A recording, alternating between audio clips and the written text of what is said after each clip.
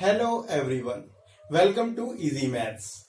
Our today's topic is linear inequality class 11.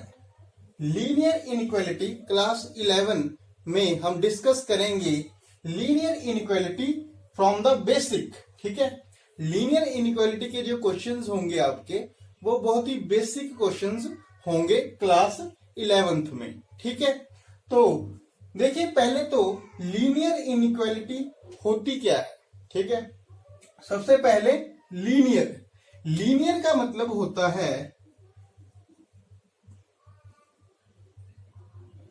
Degree of variable should be 1. मतलब linear से हमें यह पता लगता है कि जो हमारे पास लीनियर इनइक्वालिटी होगी उसमें जो वेरिएबल आएगा उसकी डिग्री क्या होगी, 1 होगी. ठीक है, 2 नहीं हो सकती, 3 नहीं हो सकती, 1 ही होगी, बस एग्जैक्टली 1. ठीक है, अब उसके बाद इनइक्वालिटी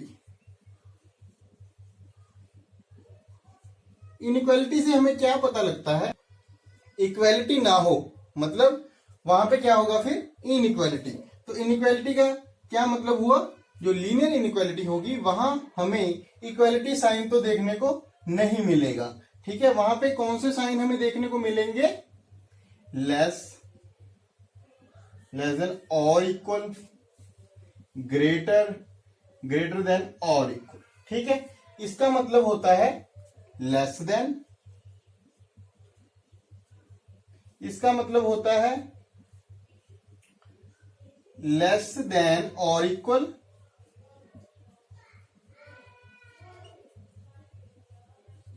ठीक है, इसका मतलब होता है ग्रेटर देन, इसका मतलब होता है ग्रेटर देन और इक्वल. ठीक है, तो इनके आपको मतलब जो है पता होने चाहिए. ठीक है, तभी आप लीनियर इनइक्वालिटी को सॉल्व करने के काबिल बनोगे. ठीक है, तो अब उसके बाद लीनियर इनइक्वालिटी को समझने के बाद हम आगे बात करते हैं कि हमारे पास जो वेरिएबल्स होंगे वो कितने होंगे, है ना. वो देखो ये डिपेंड करता है कि आपकी जो मैथमेटिक्स की क्लास है ना, वो कितनी हाई है. मतलब हाइयर मैथमेटिक्स में जो वेरिएबल्स ज्यादा हो सकते हैं, बट आपकी क्लास 11th में जो वेरिएबल है जनरली कितने दिखेंगे, वो एक्स और वाई दोनों में आ जाएगा ज्यादा से ज्यादा. ठीक है, मतलब वेरिएबल्स जो है उस पर कोई रिस्ट्रिक्शन नहीं होती. ठीक है, बट आपको जो है सिर्फ 2 वेरिएबल्स तक ही जाएंगे. ठीक है, तो एग्जाम्पल देख लेते हैं हम. ठीक है, लीनियर इनइक्वालिटी की कोई एग्जाम्पल.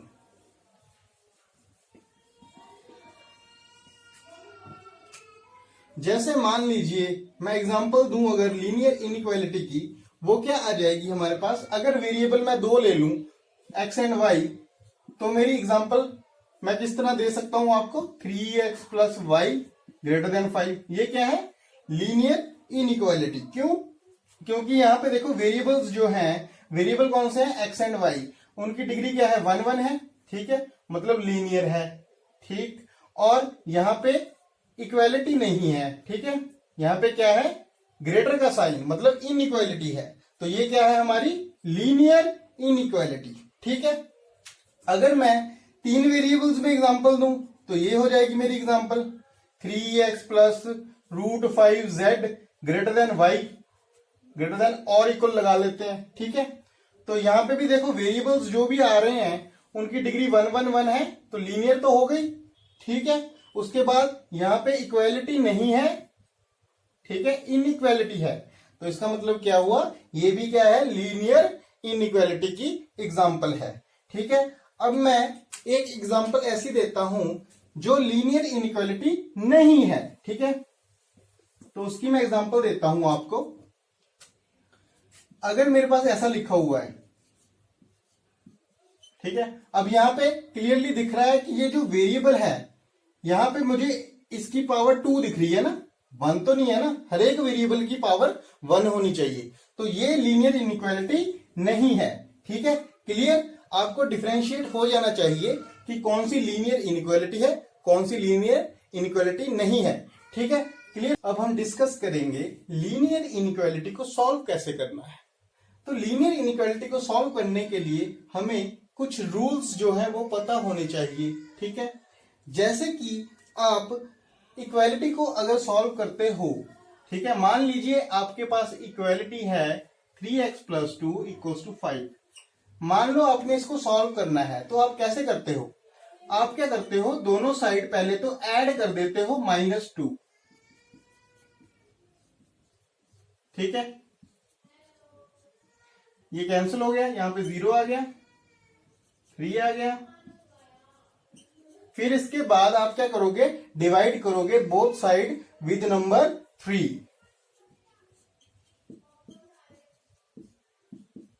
तो x का वैल्यू आ गया 1। ठीक है, मतलब x जो है आपने सोल्यूशन निकाल लिया इस इक्वेशन का। ठीक है, अब देखिए आपने कैसे फाइंड किया इसका सोल्यूशन, है ना। देखो आपने क्या किया, स्टार्टिंग में बोथ साइड ऐड किया -2 को। क्यों किया ऐसा आपने? क्योंकि आपको इक्वालिटी का एक रूल पता है कि आप अगर इक्वालिटी में दोनों साइड सेम नंबर को ऐड करोगे तो इक्वालिटी में कोई फर्क नहीं पड़ेगा। ठीक है, तो यहां पे 0 आ गया। फिर उसके बाद जब आप इस इक्वेशन में पहुंचे, ठीक है, इसके बाद फिर आपने एक रूल अप्लाई किया। कौन सा रूल? कि आपको पता है कि बोथ साइड अगर इक्वालिटी में हम सेम नॉन जीरो नंबर से डिवाइड करेंगे तो इक्वालिटी में कोई फर्क नहीं पड़ेगा। तो उसकी हेल्प से हमने सॉल्यूशन फाइंड कर लिया। तो बेसिकली आपने रूल्स लगाए हैं इक्वालिटी को सॉल्व करने के लिए, है ना, इक्वालिटी के ही रूल्स लगाए हैं।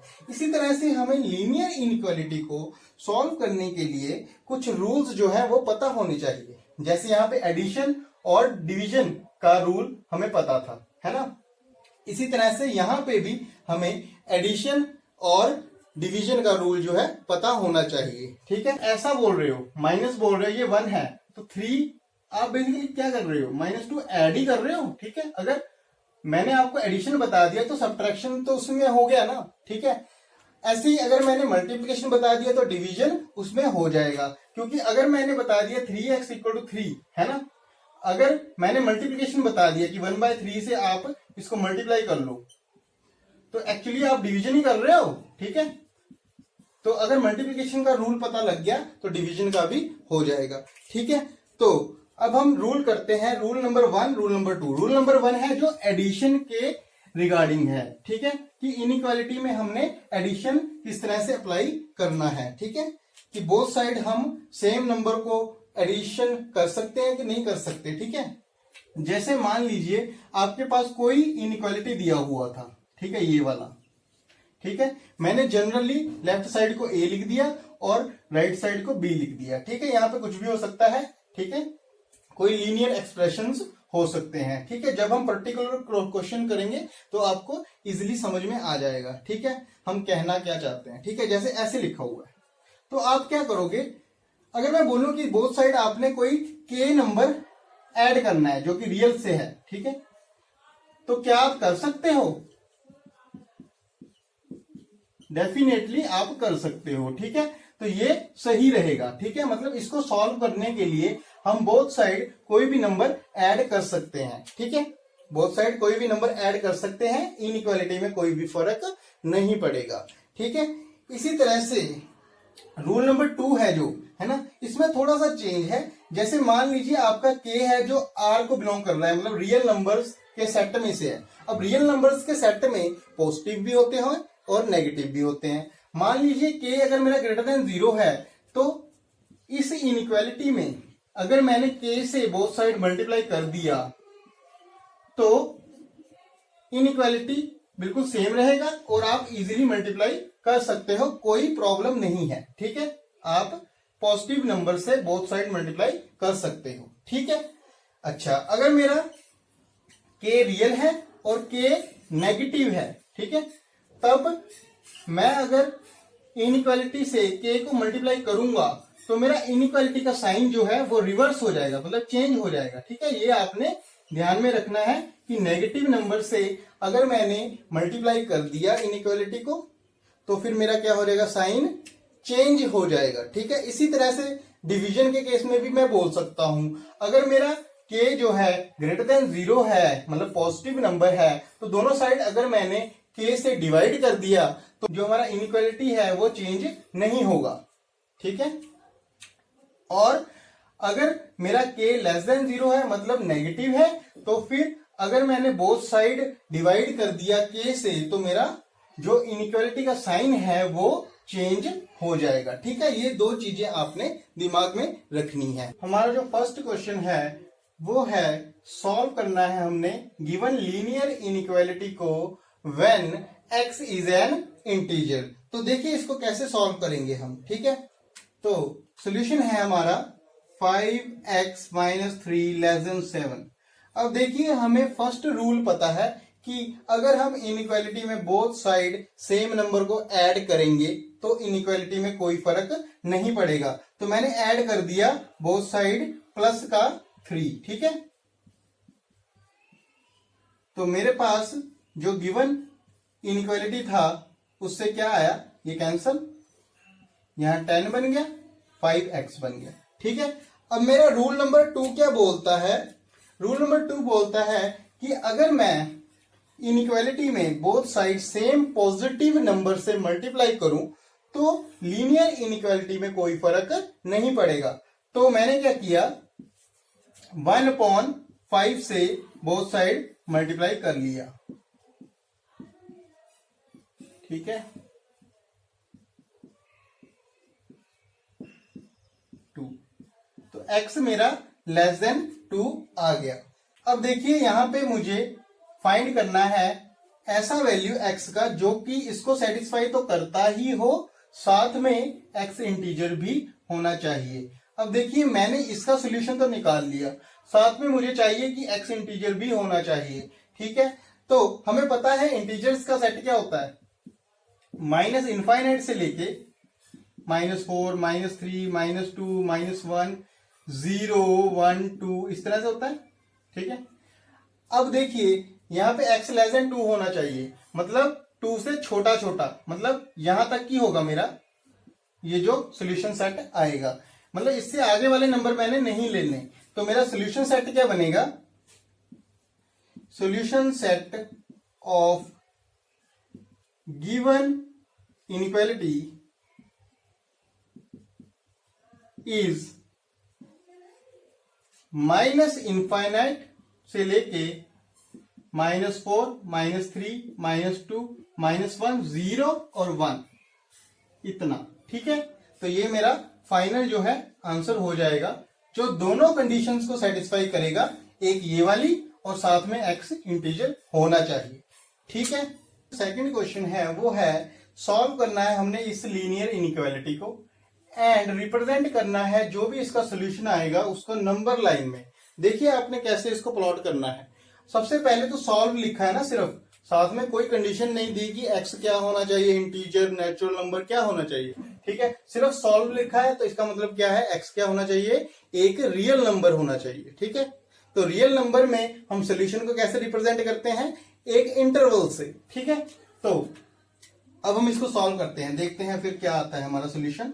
तो 5x - 3 ग्रेटर देन और इक्वल टू 3x - 5। ठीक है, हमने क्या किया, बोथ साइड -3x प्लस कर दिया है ना, -3x